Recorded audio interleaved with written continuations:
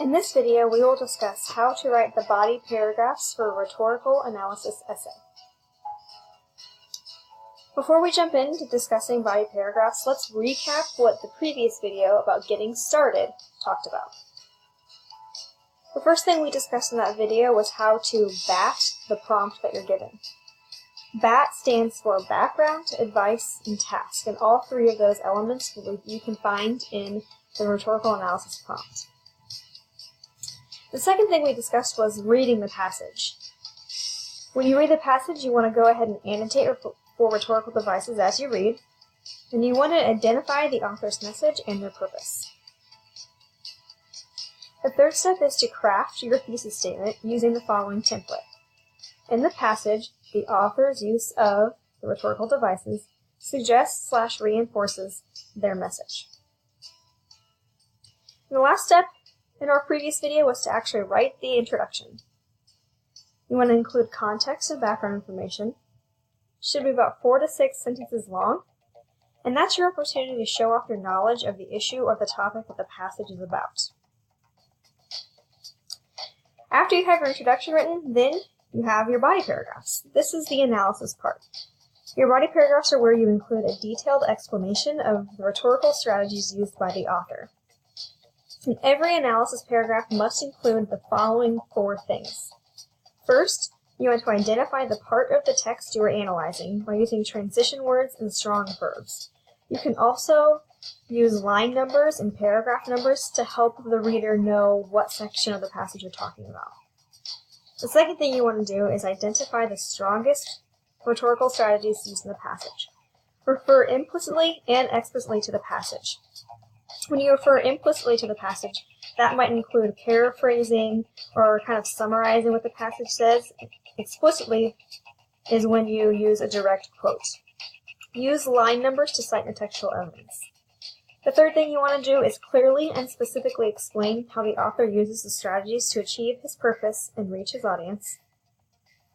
And you want to weave together the previous 3 things into one sophisticated paragraph of the body of your analysis essay. Let's go through an example based on Margaret Thatcher's eulogy for former President Ronald Reagan. The first sentence of a body paragraph should identify which section of the text you are discussing and the main idea of that section.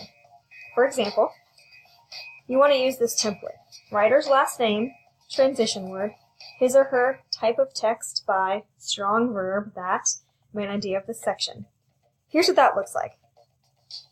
Thatcher begins her eulogy for Reagan by emphasizing his admirable qualities and accomplishments as a person and as president. Take a second and pause the video to compare the example sentence to the template. The next sentences in the paragraph should convey the writer's support for the main idea by identifying and providing specific evidence from the passage for one rhetorical strategy used by the writer. For example, she introduces these qualities by utilizing parallelism when she says, "We have lost a great president, a great American, and a great man, and I have lost a dear friend." Thatcher's repetition of great before his 3 main roles, president, American, and man, draws attention to his positive reputation. Further in the eulogy, she says, "He sought to mend America's wounded spirit, to restore the strength of the free world, and to free the slaves of communism." The parallelism in this sentence highlights 3 important and admirable things Reagan accomplished during his presidency. Finally, Thatcher uses parallelism and juxtaposition in lines 14 through 18 when she compares what others believed would happen in the world to what Reagan was able to accomplish. Her parallel structure, coupled with her juxtaposition, show that Reagan was a great leader who drew people and nations together. Finally, after you've given your examples for your rhetorical device, you have your final sentence.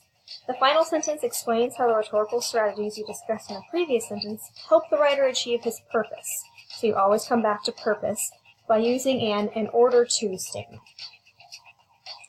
In her eulogy, Thatcher's repeated use of parallelism reminds the American audience that Ronald Reagan deserves her praise and their remembrance.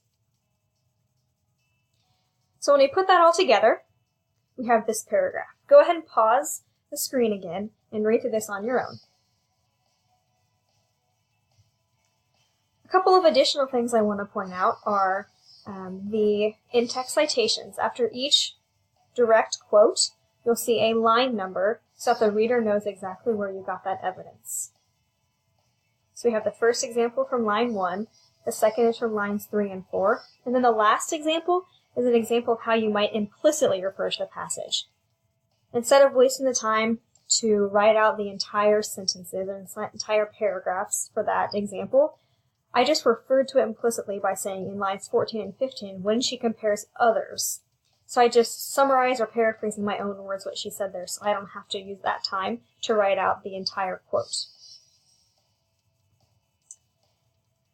What you do next is repeat that same process for 1 to 2 additional body paragraphs with 1 or 2 additional rhetorical devices. 2 strong, well-developed body paragraphs can prove that you understand the passage, but if you have time, you want to aim for 3 good body paragraphs where you analyze 3 rhetorical devices that the author used. In the next video, we'll discuss how to wrap up your essay, and we'll recap some of these really important points from the first 2 videos.